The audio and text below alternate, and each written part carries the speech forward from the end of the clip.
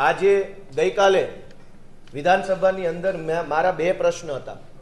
મારા મત વિસ્તારમાં આવેલ TP9 સુખપુર બાબતે એક પ્રશ્ન હતો અને એક ટીપી યોજનાનું લેન્ડ રેકોર્ડ દુરસ્ત કરવા બાબતે, એટલે કે correction of the revenue records.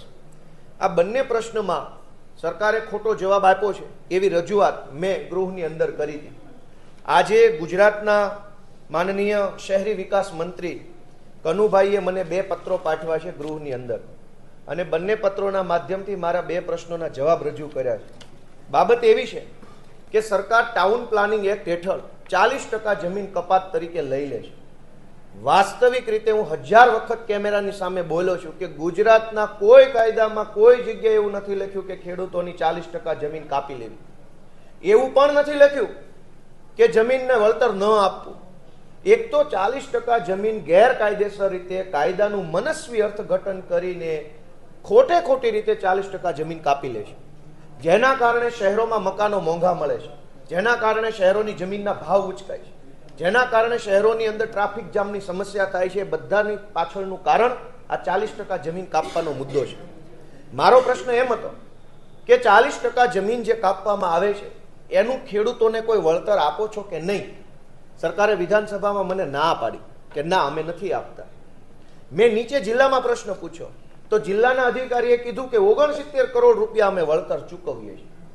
તો મેં ગૃહમાં પૂછ્યું કે નીચેનો અધિકારી 69 કરોડ ચૂકવવાનું કહે છે, ઉપરવાળા ના પાડે છે, તો સાચું હું?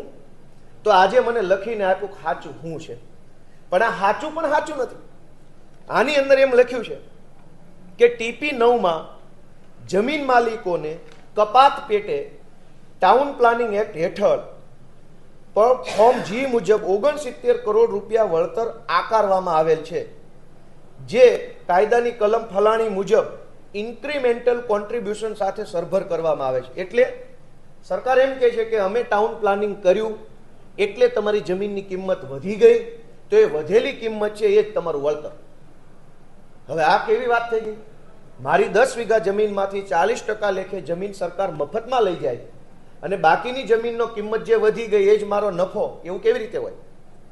આ બિલકુલ કાયદાનું મનસ્વી એકદમ ખોટું અર્થઘટન કરવામાં આવી રહ્યું છે। હું હજુ આગળ પણ આ મુદ્દે લડતો રહીશ, અને જ્યાં સુધી આ ટાઉન પ્લાનિંગ એક્ટના નામે 40% જમીન પડાવી લઈ અને પોતાના મળતિયા બિઝનેસમેનોને વેચી નાખવાનો ભાજપનો ધંધો બંધ નહીં થાય ત્યાં સુધી હું લડતો રહીશ, અહીંયા લડીશ અને લોકો વચ્ચે જઈને પણ આ મુદ્દો ઉઠાવીશ।